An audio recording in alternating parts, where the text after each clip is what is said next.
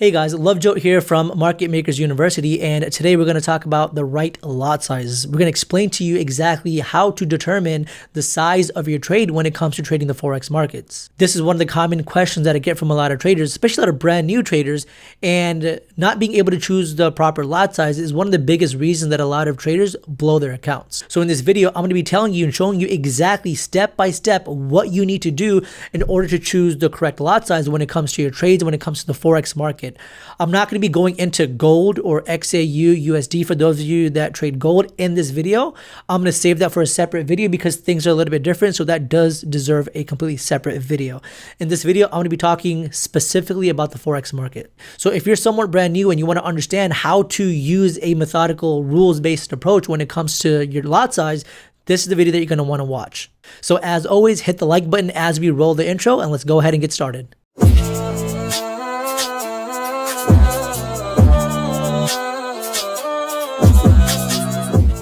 So let's go ahead and start this video off by using Euro USD first. By the way, I'm going to give you tons and tons of examples to make sure you fully understand this 100% clearly. But let's go ahead and start with Euro USD first because the math is a little bit easier on this. And then we'll go ahead and start getting into the more complex things as we kind of understand and establish a baseline first. So the first thing that we should all understand, and to make sure that we're all on the same page, is I hope that we all understand that if you are trading a pair such as Euro USD, entering a one lot trade size, that means every pip that the price moves up or down, you're going to make or lose $10 per pip if the lot size is 1.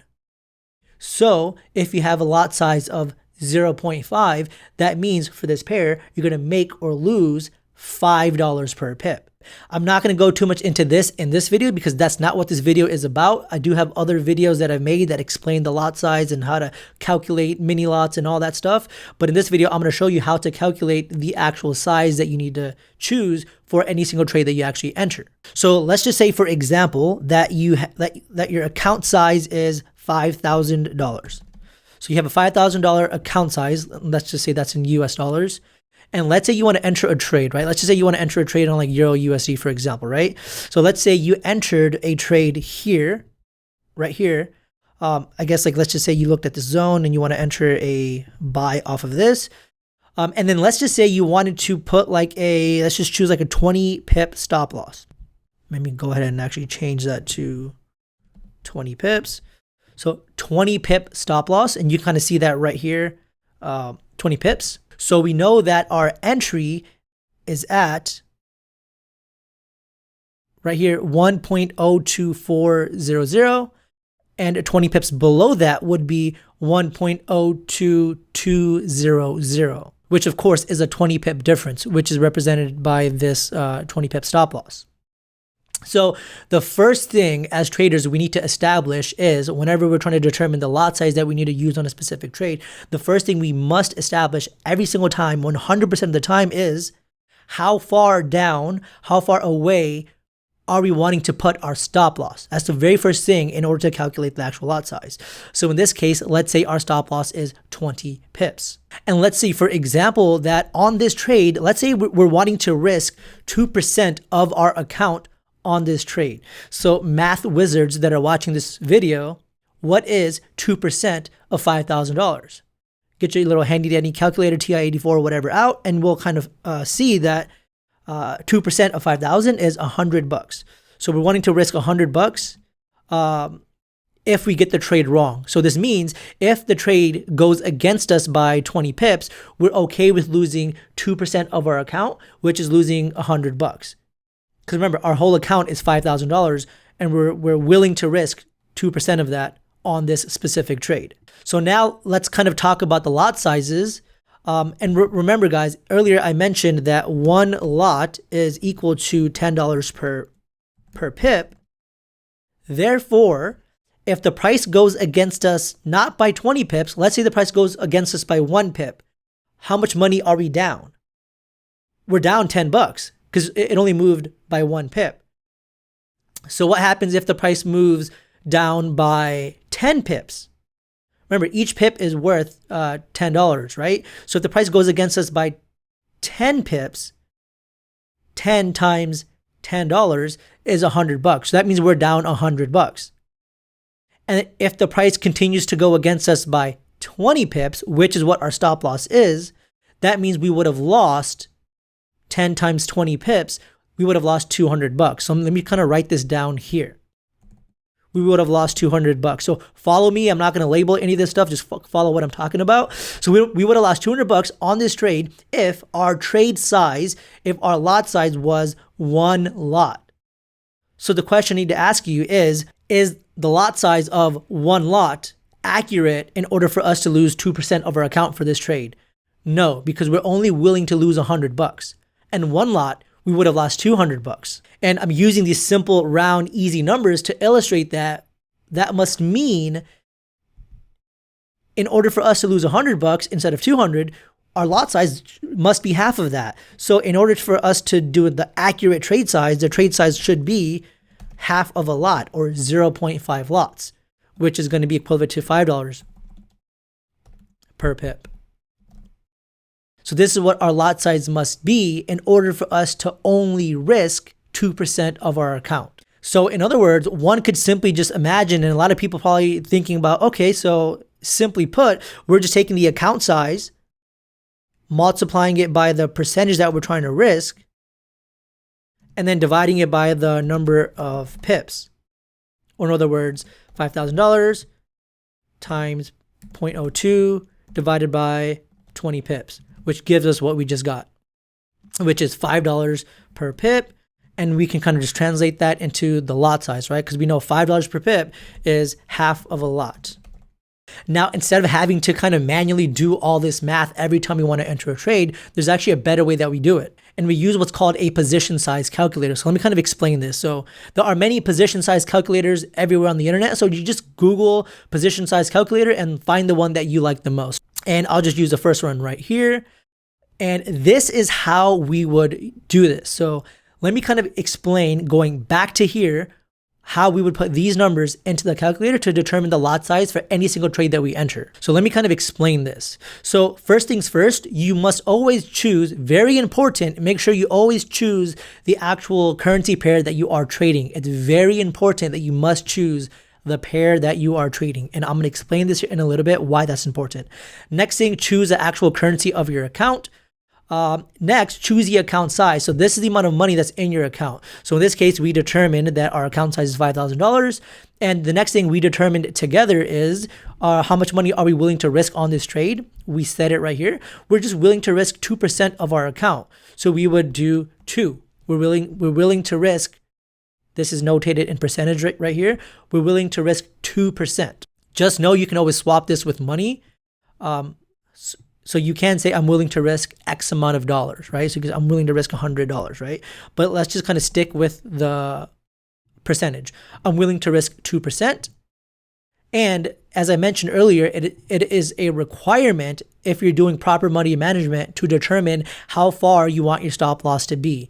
Meaning in this case, we want to cut our losses. If the price reaches here, we just want to cut our losses. And when we do cut our losses, we only want to lose 2% of our account, which is $100. We're okay with losing $100 if we get the trade wrong.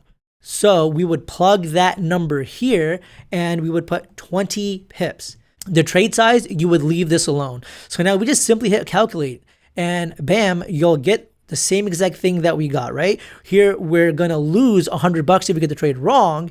And this is the number that you would put on your MetaTrader 4, on your MT4 app. This is the lot size that you would put for the actual trade. So now you guys know how to do it manually. But the easier way to kind of do it is use a position size calculator, because this will simply spit out the exact lot size that you must use. Now, a common question that I get often is, this doesn't take into consideration my leverage. Where do we put in the leverage? For position size, for your risk to reward when you're doing money management, the leverage does not matter. It is irrelevant when it comes to this calculation. Leverage matters for other things, but not for position size. So it is completely irrelevant. So do not worry about whatever leverage that you have. Doesn't matter what leverage you have, you're always going to get these same numbers. And now for those of you that are saying these calculators aren't even required, I can just kind of do the math in my head. or maybe just do it on the calculator because it's pretty easy for me to do the math, the multiplication and the division. It's not that easy, simply because I'm going to show you these numbers are easy to calculate anytime that the quote currency is US dollars, meaning these numbers are simple to calculate whenever the currency pair or the currency on the right hand side is US dollars. But anytime the currency on the right hand side is something else, you cannot use a normal calculator just to like figure it out quickly. You must always use a position size calculator because you're gonna have to do a lot of conversions and you can't do it manually. It takes way too long. So to prove my point, to give you an example, let's say we're trading a currency pair such as Euro AUD, for example, right? All the numbers are the exact same. The only thing we change is the currency, and you'll notice we get a completely different lot size. But we are still risking the $100, meaning if we got this trade wrong, we're only going to lose $100, even though the lot size is different. Now, just to give you like another quick example, let's say we're trading GBP USD. Since the USD is on the right hand side, guess what? You'll get the same thing that we got for Euro USD, which is half of a lot. But if we're trading something like GBPJPY, you'll get something different, right? So just know anytime the currency on the right is USD, it's always going to be like quick, easy math. But whenever the currency on the right is something else, you must always use like this calculator. Now, going back to Euro USD, the next thing I want to explain is it is very important that you understand the distance of your stop loss determines how big your lot size is. So let's say our stop loss was 10 pips instead of 20 pips, meaning let's say our stop loss was here, 10 pips instead of 20 pips, and we still are willing to risk only 2% of our account, meaning if the price touches this area, we want to lose $100. We're okay with losing $100, right? But we're only giving ourselves a smaller buffer, right? Smaller margin of error. So if the price comes here, we're willing to lose $100. What that will allow us to do is calculate the lot size off of a 10 pip. Everything else stays the same. Guess what happens? The lot size gets bigger. That being said, the tighter your stop loss is, 7 pips, the tighter your stop loss is, the bigger the lot size it becomes, and you're still able to risk the same number of dollars, the same percentage of your account. So if you were risking 35 pips, you're still going to risk the $100 if you get the trade wrong, but the lot size is going to be 0.29. The reason I'm even bringing this up because I don't want you guys to get the idea of, damn, hold on, if I do a smaller stop loss, I can do bigger lots, and I'm still only losing the same amount of money. Just know that the tighter your stop loss is, the more trades you'll end up losing because all those trades will just simply end up hitting your stop loss because you're giving yourself a lot smaller margin of error. So this is something that you have to be super careful of when it comes to determining your stop loss and your risk management. So going back to the 20 pips, just to give you another example real quick, going back to the 20 pips here.